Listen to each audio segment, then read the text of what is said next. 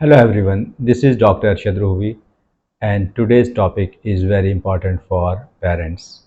जी हाँ, आज का हमारा टॉपिक है how to deal with stubborn child.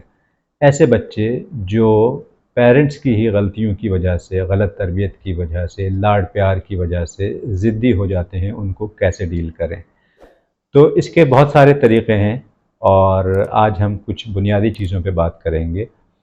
सबसे पहले तो अगर आप फर्स्ट गो में ही जो बच्चा ज़िद करता है उसको थोड़ा सख्ती के साथ निपटें और पिटाई भी लगा सकते हैं। बहुत से पेरेंट्स को जब मैं कहता हूँ कि पिटाई लगाएं तो बहुत ही अजीब नज़रों से देखते हैं और ऐसा लगता है कि जैसे कोई बहुत ही मायूब सी बात कह दी।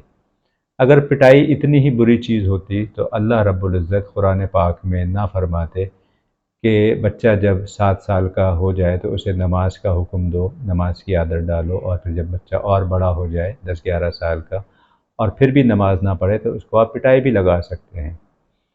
तो पता ये चला कि इंसान की नेचर को अल्लाह रब्बुल इज़्ज़त से ज़्यादा कोई बेहतर तरीक़े से नहीं जानता और अल्लाह ताला को पता है कि किस तरह से इंसान को ट्रेन किया जा सकता है, उसकी तरबियत की जा सकती है।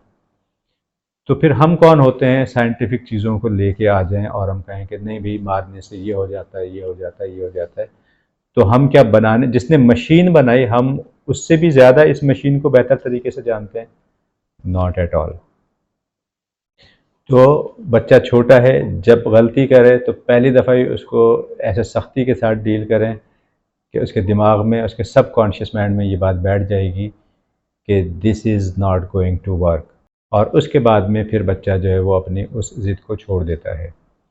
और इसके अलावा अगर आप साइकोलॉजिकली किस तरह से डील करें इस इशू को, तो उसके लिए 2 टिप्स बता रहा हूँ मैं, तो उनको आप अप्लाई कर सकते हैं। Number 1 is lead by example and number 2 is give choices.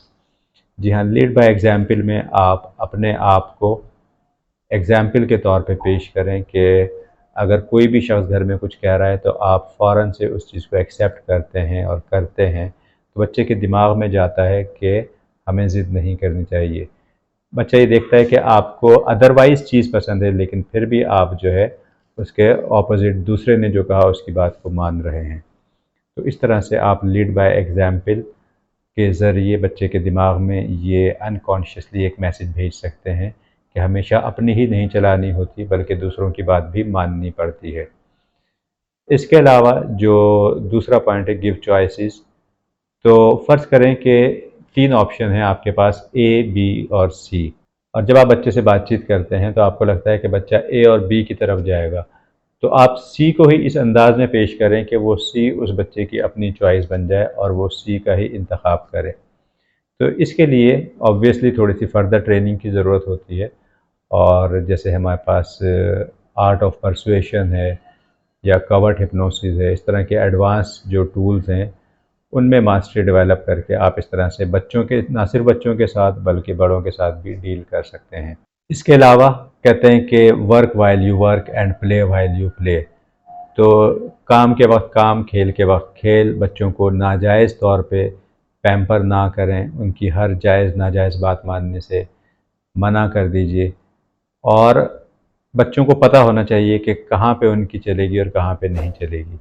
There should be a red line, कि वो क्रॉस करने की इजाज़त नहीं है। फिर इंशाल्लाह चीज़ें सेट होंगी और बेहतर होना शुरू हो जाएंगी।